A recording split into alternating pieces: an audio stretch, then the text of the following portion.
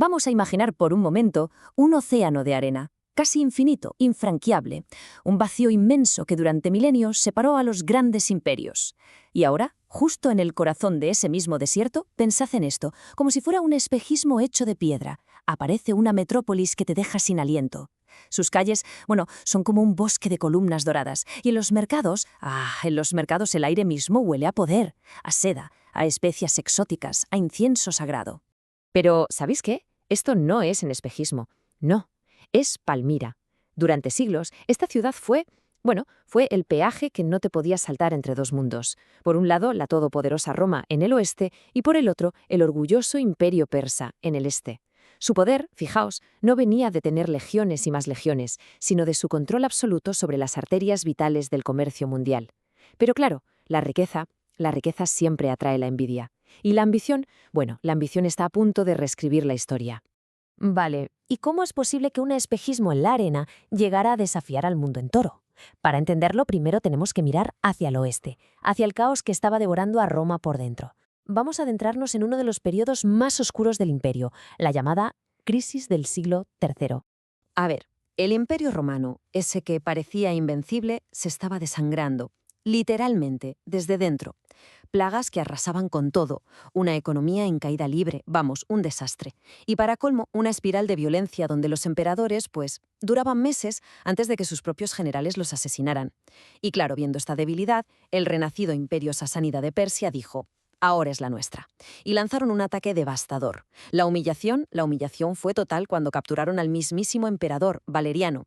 Imagináis la escena: Roma de rodillas y sus riquísimas provincias orientales, totalmente indefensas. Y justo en ese vacío de poder, ¿quién aparece? Palmira. Da un paso al frente. Su líder, un tal Odenato, se da cuenta de algo muy simple. Si Roma ya no puede proteger las rutas comerciales, pues tendrá que hacerlo él.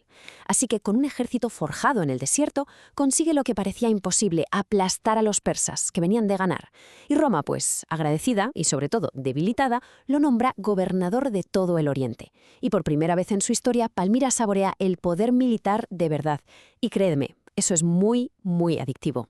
Pero claro, el poder en el desierto es tan fugaz como una duna de arena. Odenato es asesinado, así, de repente, en un complot familiar.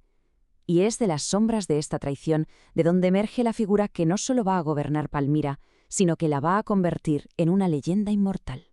Ella era la segunda esposa de Odenato, sí, pero no tenía ni la más mínima intención de quedarse en casa como una viuda enclaustrada. Para nada. Su nombre era Zenobia. Y las crónicas de la época, incluso las que escribieron sus enemigos, la describen como una figura imponente. Hablan de una belleza legendaria, de una inteligencia afilada como el acero y sobre todo de una ambición que sencillamente no conocía límites.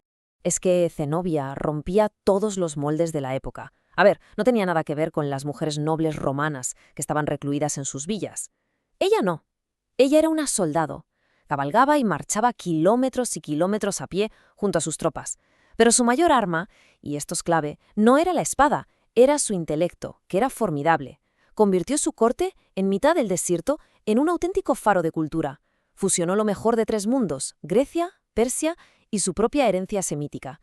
Y atrajo a los filósofos más brillantes del momento, con la idea de crear una nueva Atenas, pero bajo el sol abrasador de Siria. En cuanto vio a Roma de rodillas, Zenobia lo tuvo claro. Era su momento. ¿Qué hizo? Pues primero asegurar el poder. Oficialmente era la regente de su hijo pequeño, pero que nadie dudaba de quién mandaba de verdad allí. Después, su golpe maestro. Lanzó a su ejército sobre Egipto. Y cuidado, que Egipto no era solo una provincia rica, no, era el granero que alimentaba a la mismísima Roma. Un jaque estratégico en toda regla. Y finalmente, el desafío total. Acuñó monedas con su propio rostro y el título de Augusta. Ya está, ya no era una aliada de Roma, ahora era su igual. Era una emperatriz. 70.000 hombres, para que nos hagamos una idea de la escala de su ambición. En cuestión de meses, el estandarte de Palmira ondeaba desde lo que hoy es Turquía hasta el corazón de Egipto. Había partido en dos, literalmente, al Imperio Romano. En ese preciso momento, Zenobia no era solo una reina, no, era sin ninguna duda la mujer más poderosa del mundo. Pero claro, Roma, incluso herida, es como un monstruo que nunca duerme del todo. Y justo entonces, un nuevo emperador acababa de tomar el trono. Y este no era un aristócrata de la capital. No, era un hombre forjado en la brutalidad de las fronteras, un soldado de los de verdad, conocido por su disciplina de hierro y, bueno, también por su crueldad implacable. Su nombre era Aureliano. El choque entre estos dos titanes será inevitable, y se sabía que iba a ser brutal. Aureliano, a quien sus propios hombres llamaban, con razón, mano a la espada, no iba a tolerar bajo ningún concepto un imperio dentro de su imperio, así que reagrupó a las legiones más veteranas de toda Europa y marchó hacia el este con una única misión en mente: borrar del mapa, para siempre, el sueño de Zenobia. A ver, Zenobia confiaba ciegamente en su caballería pesada, los Clivanari, que se consideraban invencibles. Pero Aureliano era un estratega brillante.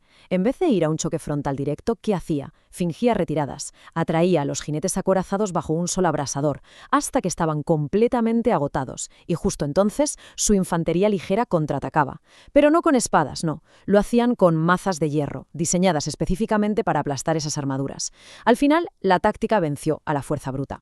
Derrotada en campo abierto, a Zenobia no le quedó otra que refugiarse tras las murallas aparentemente inexpugnables de Palmira.